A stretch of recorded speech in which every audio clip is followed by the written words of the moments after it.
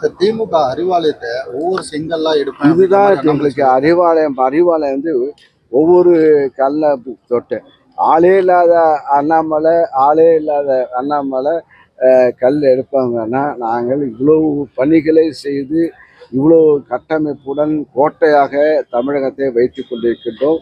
இந்த கோட்டையிலே 40 கல்லுகள், 40 பேர் இப்போ நாடாளுமன்ற உறுப்பினராக செல்லுகின்றோம். ஆக வருங்காலம் ஒரு ஒரு கல்லா எடுப்போம்னு சொல்லுவது மக்களுக்கு அவர் எப்படி ஒரு பெரியாரை இகழ்வாக பேசிய சீமான் தான் பெரிய வருங்கால முதல்வர் சொல்லுகின்ற சீமான் பெரியாரை இந்த கோட்டையை கல் எடுக்கும்போது எப்படி பல்லு உடைப்பட்டதோ அதே போல தான் அண்ணாமலைக்கும் நடக்கும். ஏன்னா இப்போ இது அறிவாலயம் என்பது ஒரு தொண்டர்களால் உருவான கட்டிடம்.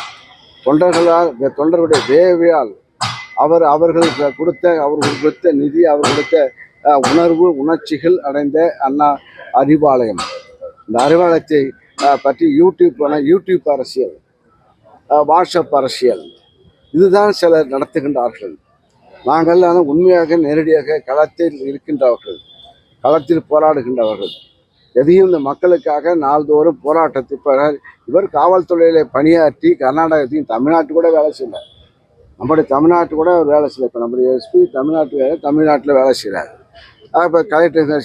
ஆனால் அண்ணாமலை வந்து கர்நாடகத்தில் வேலை செஞ்சு அங்கே நமக்கு தமிழனுக்கு எதிர்ப்பாக அங்கே நடவடிக்கை எடுத்தவர்.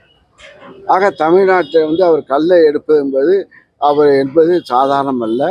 ஆக இது உணர்ச்சி மிகுந்த உணர்ச்சியுள்ள கூட்டம். ஆக எப்படி பெரியாரை பற்றி இகழ்வாக பேசின சீமானுக்கு டெபாசிட் இறக்க வைத்த கூட்டம் தமிழர்கள் கூட்டம். இந்த கூட்டம் இதை கோட்டையாக அவர் சொல்லும், இது கோட்டையாக மாறும் என்பதை நான் தெரிவித்துக் கொள்கிறேன்.